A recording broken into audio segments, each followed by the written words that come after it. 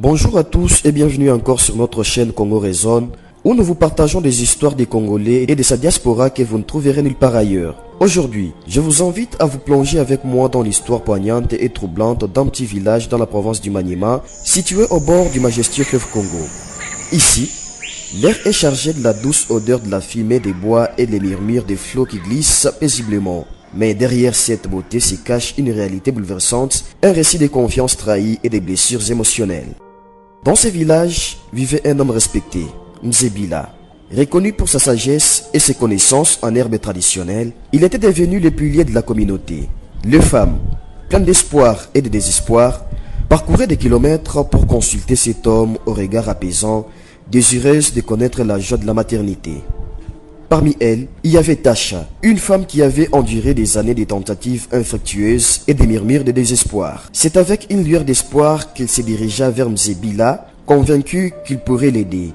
Après de nombreux mois de rituels et de remèdes, elle accueillit enfin son fils, Mumba, un bonheur tant attendu. Mais alors que Tasha célébrait cette bénédiction, des murmures sourds commençaient à se répandre dans le village. Les enfants nés sous l'influence de Mzebila avaient des traits troublants, des ressemblances qui suscitaient des doutes.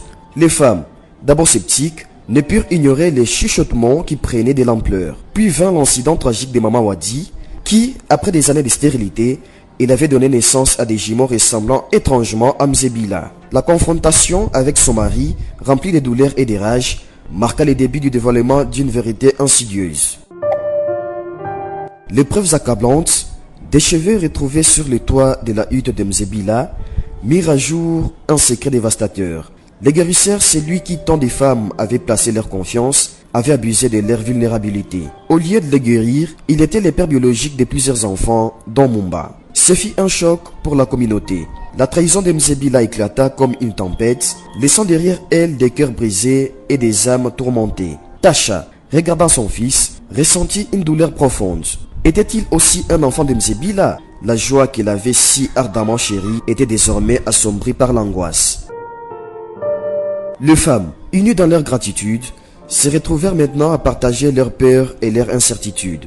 La confiance, autrefois inébranlée, était désormais embranlée. Le chef du village convoqua les anciens, cherchant une voie pour guérir cette blessure collective. Tasha savait que ces cicatrices prendraient du temps à guérir, mais elle était déterminée à aimer son fils, peu importe les liens qui les unissaient à Mzebila. La vie continuait, mais tout avait changé.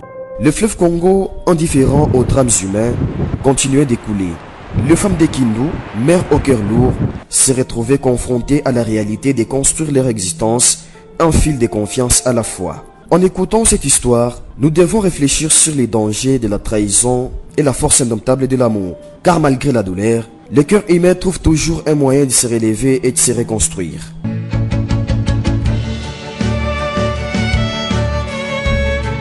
Merci de nous avoir rejoints aujourd'hui. N'oubliez pas de partager vos réflexions sur cette histoire poignante. A très bientôt pour un nouvel épisode. Prenez soin de vous et de ceux que vous aimez.